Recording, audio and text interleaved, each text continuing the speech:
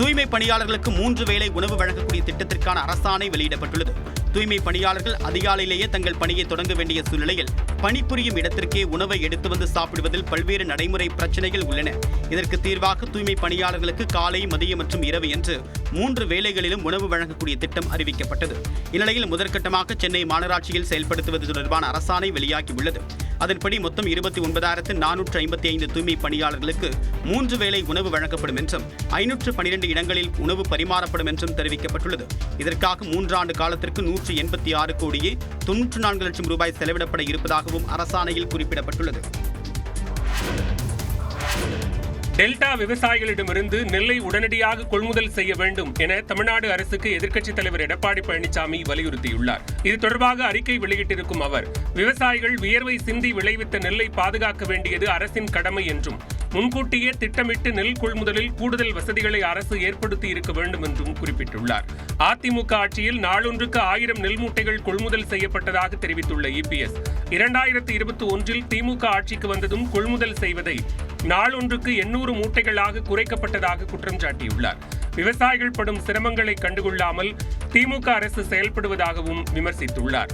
கனமழையால் அறுவடைக்கு தயாராக இருந்த நெற்பயிர்களும் மூழ்கி சேதமடைந்திருப்பதாக குறிப்பிட்டுள்ள எடப்பாடி பழனிசாமி, பாதிக்கப்பட்ட விவசாயிகளுக்கு உரிய நிவாரணம் வழங்க வேண்டும் என்றும் வலியுறுத்தியுள்ளார். நெல் கொள்முதல் தொடர்பாக எடப்பாடி பழனிசாமி தவறான தகவலை அளிப்பதாக குற்றம் சாட்டிய துணை முதலமைச்சர் உதயநிதி, விவசாயிகளுக்கு திராவிட மாடல் அரசு எப்பொழுதும் துணை நிற்கும் என்றார். தஞ்சாவூரில் கொள்முதல் செய்யப்பட்ட நெல் மூட்டைகளை அரவைக்கு அனுப்பும் பணிகளை துணை முதலமைச்சர் உதயநிதி ஸ்டாலின் நேரில் ஆய்வு செய்தார். இதனைத் தொடர்ந்து செய்தியாளர்களிடம் பேசிய அவர், எதிர்க்கட்சித் தலைவர் எடப்பாடி பழனிசாமியின் குற்றச்சாட்டுகளுக்கு பதிலளித்தார். வழக்கமாக குறுவை சாகுபடி காலத்தில் அக்டோபர் 1ஆம் தேதி தான் நெல் கொள்முதல் நிலையங்கள் பொதுவாகவே திறக்கப்படும். ஆனால் நம்முடைய ஆட்சியில் சென்ற வருடத்திலிருந்து டெல்டா விவசாயிகளுடைய கோரிக்கை ஏற்று செப்டம்பர் 1ஆம் தேதி, அதாவது 1 மாதத்திற்கு முன்பாகவே இந்த நெல் கொள்முதல் நிலையங்களை நம்முடைய முதலமைச்சர் அவர்கள் திறக்க உத்தரவிட்டிருக்கிறாங்க. வரலாற்றிலே இல்லாத அளவிற்கு குறுவை சாகுபடி காலத்தில் கிட்டத்தட்ட 50 நாட்கள்ல சுமார் 10 லட்சம் மெட்ரிக் டன் அளவுக்கு நெல் கொள்முதல் செய்யப்பட்டுள்ளது. குறிப்பாக டெல்டாவில் தஞ்சாவூர், திருவாரூர், நாகை, மயிலாடுதுறை மாவட்டங்கள்ல இன்னும் சுமார் 2 லட்சம் மெட்ரிக் டன் நெல் மூட்டைகளை வைக்கும் அளவிற்கு இடவசதியும் ஏற்படுத்தப்பட்டுள்ளது. கொள்முதல் செய்யப்பட்ட நெல் மூட்டைகளை வைக்க இடமில்லை என எதிர்க்கட்சித் தலைவர் எடப்பாடி பழனிசாமி தவறான தகவலை தெரிவித்திருப்பதாகவும் உதயநிதி ஸ்டாலின் மறுப்பு தெரிவித்துள்ளார். சட்டப்பேரவைத் தேர்தல் நடைபெற இருக்கும் தமிழ்நாட்டில் அடுத்த மாதம் முதல் ஒவ்வொரு கட்டமாக வாக்காளர் பட்டியல் சிறப்பு தீவிர திருத்தத்தை செயல்படுத்த தேர்தல் ஆணையம் முடிவு செய்திருப்பதாக தகவல் வெளியாகியுள்ளது. நாடு முழுவதும் வாக்காளர் பட்டியல் சிறப்பு தீவிர திருத்தத்தை செயல்படுத்துவது தொடர்பான இந்திய தேர்தல் ஆணையத்தின் 2 நாள் மாநாடு டெல்லியில் நடைபெற்றது. இதில் மாநில மற்றும் யூனியன் பிரதேசங்களில் வாக்காளர் பட்டியல் சிறப்பு தீவிர திருத்தத்தை செயல்படுத்துவதற்கான முன்னேற்பாடுகள் குறித்து மாநில தலைமை தேர்தல் அதிகாரிகளிடம் கேட்கப்பட்டது. முக்கியமாக அடுத்த ஆண்டு தேர்தல் நடைபெறவுள்ள தமிழ்நாடு, புதுச்சேரி, அஸ்ஸாம், கேரளா மற்றும் மேற்கு வங்கம் ஆகிய மாநில தலைமை தேர்தல் அதிகாரிகளுடன் இந்திய தலைமை தேர்தல் ஆணையம் தனித்தனியாக ஆலோசனை நடத்தியது. தேர்தல் அறிவிப்புகளுக்கு முன்னர் இந்த மாநிலங்களில் வாக்காளர் பட்டியல் சிறப்பு தீவிர திருத்தத்தை செயல்படுத்துவது தொடர்பாக பல்வேறு அறிவுறுத்தல்கள் வழங்கப்பட்டன. இதில் அந்த மாநிலங்களுக்கு நவம்பர் மாதம் முதல் ஒவ்வொரு கட்டமாக வாக்காளர் பட்டியல் சிறப்பு தீவிர திருத்தத்தை செயல்படுத்த முடிவு செய்யப்பட்டிருப்பதாக தகவல் வெளியாகியுள்ளது. 2002ஆம் ஆண்டு முதல் 2004ஆம் ஆண்டு வரை நடைபெற்ற தீவிர திருத்த பட்டியலை அடிப்படையாக கொண்டு தமிழ்நாட்டில் சிறப்பு தீவிர திருத்தம் மேற்கொள்ளப்பட உள்ளதாகவும் தகவல்கள் தெரிவிக்கின்றன. தென்காசி மாவட்டத்திற்கு செல்லும் முதலமைச்சர் மு.க.ஸ்டாலின் ராமநாதபுரம் மாவட்டம் பசும்பொன் பகுதிக்கு சென்று முத்துராமலிங்க தேவர் நினைவிடத்தில் மரியாதை செலுத்த உள்ளார். அக்டோபர் 24 மற்றும் 25ஆம் தேதிகளில் தென்காசி மாவட்டத்திற்கு முதலமைச்சர் பயணம் மேற்கொள்ள உள்ளதாக திட்டமிடப்பட்டிருந்தது. ஆனால் மழையின் காரணமாக பயணம் தள்ளி வைக்கப்பட்டது. வரும் 28ஆம் தேதி தூத்துக்குடிக்கு சென்றுவிட்டு பின்னர் அங்கிருந்து சாலை மார்க்கமாக தென்காசி மாவட்டத்திற்கு முதலமைச்சர் செல்ல உள்ளார். 29ஆம் தேதி தென்காசி மாவட்டத்தில் நிகழ்ச்சிகளை முடித்துவிட்டு அங்கிருந்து சாலை மார்க்கமாக மதுரை சென்று அன்று இரவு அங்கேயே தங்கும் முதலமைச்சர் அக்டோபர் 30ஆம் தேதி பசும்பொன் தேவர் குரு பூஜையை முன்னிட்டு காலை மதுரை கோரிப்பாளையத்தில் உள்ள முத்துராமலிங்க தேவர் சிலைக்கு மாலை அணிவித்து மரியாதை செலுத்த உள்ளார். தொடர்ந்து மதுரையிலிருந்து மீண்டும் சாலை மார்க்கமாக ராமநாதபுரம் மாவட்டம் பசும்பொன் சென்று அங்குள்ள முத்துராமலிங்க தேவர் நினைவிடத்தில் மாலை அணிவித்து மரியாதை செலுத்திவிட்டு பின்னர் சென்னை திரும்ப உள்ளதாக தகவல்கள் தெரிவிக்கின்றன. அதிமுக கூட்டணிக்கு அலைந்ததாக வரலாறே கிடையாது என அக்கட்சியின் முன்னாள் அமைச்சர் செல்லூர் ராஜு தெரிவித்துள்ளார். மதுரையில் நடைபெற்ற 54வது ஆண்டு தொடக்க விழா பொதுக்கூட்டத்தில் பேசிய அவர், இது நடிகரின் கட்சி, எம்ஜிஆருக்கு அரசியல் செய்ய தெரியாது என்று சொன்னவர்களின் எண்ணங்களை தவிடுபொடியாக்கி தேர்தல்களில் வெற்றி பெற்ற கட்சி அதிமுக என்றார். இதுல என்ன சொல்றான், நாங்க கூட்டணிக்கு அலையா அப்படிங்கிறோம். நாங்க அலைந்ததாக வரலாறே கிடையாது. அதிமுக எந்த ஆட்சியிலும் எந்த நேரத்திலும் எந்த சூழ்நிலையும் யாரையும் நாங்கள் பம்பாக அழைத்தது கிடையாது.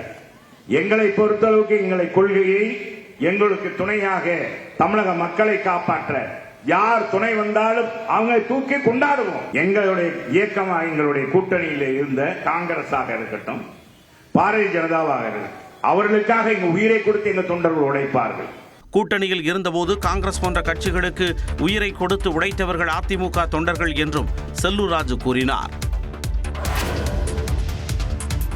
சேந்தமங்கலம் திமுக எம்எல்ஏ பொன்னுசாமி மறைவுக்கு ஆளுநர், முதலமைச்சர் உள்ளிட்டோர் இரங்கல் தெரிவித்த நிலையில் துணை முதலமைச்சர் உதயநிதி ஸ்டாலின் நேரில் சென்று அஞ்சலி செலுத்தினார். கடந்த சட்டமன்ற தேர்தலில் சேந்தமங்கலம் தொகுதியில் திமுக சார்பில் போட்டியிட்டு வெற்றி பெற்றவர் பொன்னுசாமி. இவருக்கு இரத்த குழாய்களில் அடைப்பு ஏற்பட்டிருந்த நிலையில் கோவையில் உள்ள தனியார் மருத்துவமனையில் அறுவை சிகிச்சை செய்யப்பட்டது. இந்நிலையில் வீட்டில் ஓய்வெடுத்து வந்த பொன்னுசாமிக்கு வியாழக்கிழமை அதிகாலை திடீரென்று இதயத்தில் வலி ஏற்பட்டதாக கூறப்படுகிறது.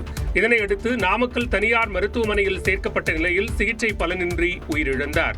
பொது சேவை மற்றும் சமூக நலனுக்காக பொன்னுசாமி நினைவு கூறப்படுவார் என ஆளுநர் ரவி இரங்கல் தெரிவித்தார்.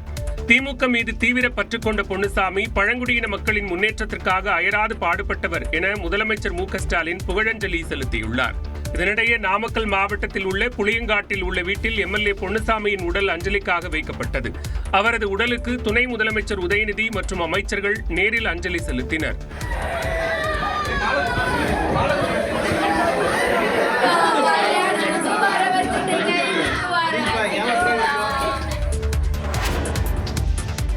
அதிமுகவை ஒருங்கிணைக்க எடப்பாடி பழனிசாமிக்கு தான் கெடு விதிக்கவில்லை என முன்னாள் அமைச்சர் செங்கோட்டையன் தெரிவித்துள்ளார். வெளியே சென்றவளை நாம் அரவணைத்தால் மட்டும்தான் இந்த தேர்தல் களத்தில் நாம் வெற்றி பெற முடியுமே தவிர, இது நம்முடைய தலைவர்கள் நமக்கு கற்றுத் தந்திருக்கிற பாடம். 10 நாள் முயற்சி ட்ரை பண்ணுவானுங்கிறதா. முதல் ஃபர்ஸ்ட் வந்து நீங்க பேச்சுவார்த்தை 1 மாசம் வேணா நடக்கலாம், அந்த முயற்சி இருக்குங்கிறதா. 10 நாள் கெடுலாம் கொடுக்கல. நான் 10 நாட்களுக்கு பேச்சுவார்த்தை தொடர வேண்டும். 1 மாதமோ 1.5 மாதமோ எடுத்துக்கொள்ளலாம் அப்படின்னு சொல்லியிருக்கேன். அது தெளிவாக நீங்க பாருங்க.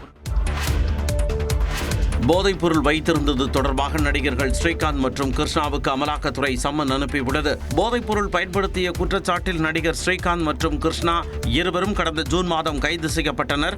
போதைப்பொருள் விற்பனை செய்தது தொடர்பாக கைதான அதிமுக முன்னாள் நிர்வாகி டி பிரசாத் அளித்த தகவலின் பேரில் ஸ்ரீகாந்த் கைது செய்யப்பட்டார். ஸ்ரீகிருஷ்ணா கெவின் என்பவரிடம் இருந்து போதைப்பொருளை வாங்கி நண்பர்களுடன் உட்கொண்டார் என காவல்துறை தெரிவித்திருந்தது.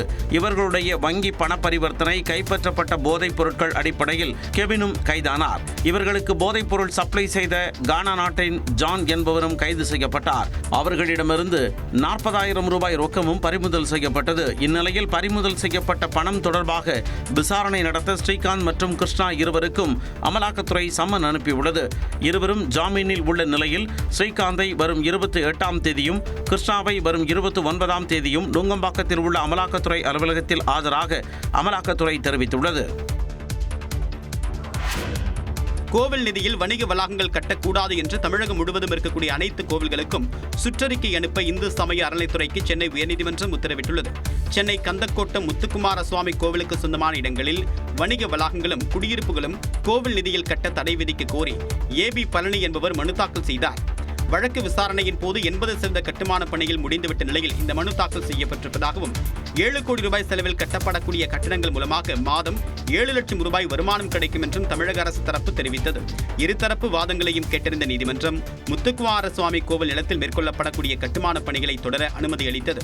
அதே சமயம் கட்டுமானங்களை வணிக ரீதியில் பயன்படுத்தக்கூடாது என்று உத்தரவிட்டு நவம்பர் 22ஆம் தேதி பதிலளிக்க தமிழக அரசுக்கு கோவில் நிர்வாகத்திற்கும் ஆணையிட்டது. மேலும் கோவில் நிதியில் வணிக வளாகங்கள் கட்டக்கூடாது என்று தமிழகம் முழுவதும் இருக்கக்கூடிய கோவில்களுக்கு சுற்றறிக்கை வெளியிட அறநிலைத்துறை ஆணையருக்கு உத்தரவிட்ட நீதிமன்றம் தவறினால் நீதிமன்ற அவமதிப்பு நடவடிக்கை எடுக்கப்படும் என்றும் எச்சரித்தது. இன்ஸ்டா மூலம் பழகி வந்த காதலி குளத்தில் விழுந்த நிலையில் அவரை காப்பாற்ற முயன்ற காதலன் நீரில் மூழ்கி பரிதாபமாக உயிரிழந்தார். திருவாரூர் மாவட்டம் மருதப்பட்டினம் பகுதியைச் சேர்ந்தவர் பிரவீன்குமார். 21 வயதான இவர் இன்ஸ்டாகிராம் மூலம் பழகி கும்பகோணம் பகுதியைச் சேர்ந்த தனியார் கல்லூரி மாணவியை காதலித்து வந்துள்ளார். இருவருக்கும் கடந்த சில நாட்களாக மனக்கசப்பு ஏற்பட்டு அடிக்கடி சண்டையிட்டு வந்ததாக கூறப்படுகிறது. இந்நிலையில் திருவாரூர் மாவட்டம் திருக்கண்ணமங்கை பகுதியில் உள்ள கோவில் குளத்தில் இருவரும் தனியாக சந்தித்து பேசியுள்ளனர். அப்போது இருவருக்கும் இடையே சண்டை முற்றி காதலி தற்கொலை செய்வதாக குளத்தில் குதித்துள்ளார். இதனால் அதிர்ச்சியடைந்த பிரவீன்குமார் காதலியை காப்பாற்றுவதற்காக குளத்தில் குதித்தார். இதையடுத்து இருவரும் மீட்கப்பட்டு திருவாரூர் அரசு மருத்துவக் கல்லூரி மருத்துவமனைக்கு கொண்டு செல்லப்பட்டனர். அங்கு இருவரையும் பரிசோதித்த மருத்துவர்கள் பிரவீன்குமார் ஏற்கனவே இறந்துவிட்டதாக தெரிவித்தனர்.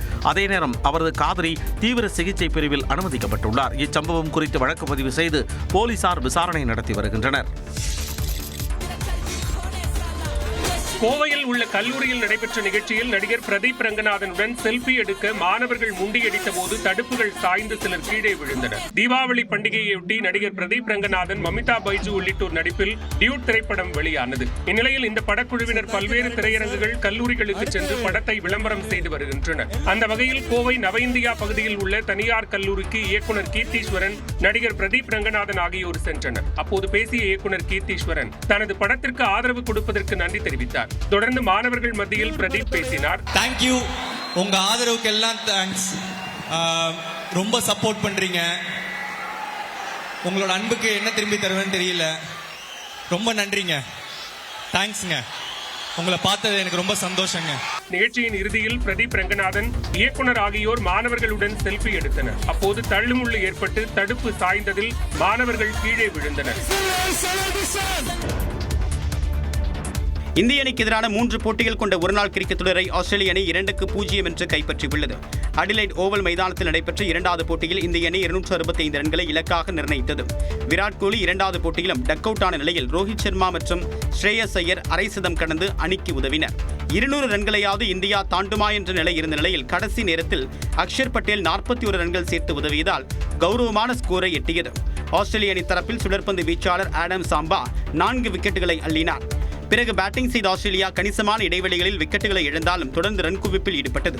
அந்த அணியில் மேட் ஷாட், கூப்பர் கனாலி ஆகியோர் அரை சதம் கடந்து அசத்தினர். கடைசியில் 22 பந்துகளை மீதம் வைத்து 2 விக்கெட்டுகள் வித்தியாசத்தில் ஆஸ்திரேலிய அணி வெற்றியை ருசித்தது.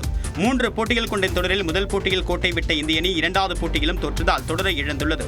இந்திய ஒருநாள் கிரிக்கெட் அணிக்கான கேப்டன் பொறுப்பை ஏற்ற முதல் தொடரே சுப்மன் கில்லுக்கு தோல்வியாக அமைந்துள்ளது.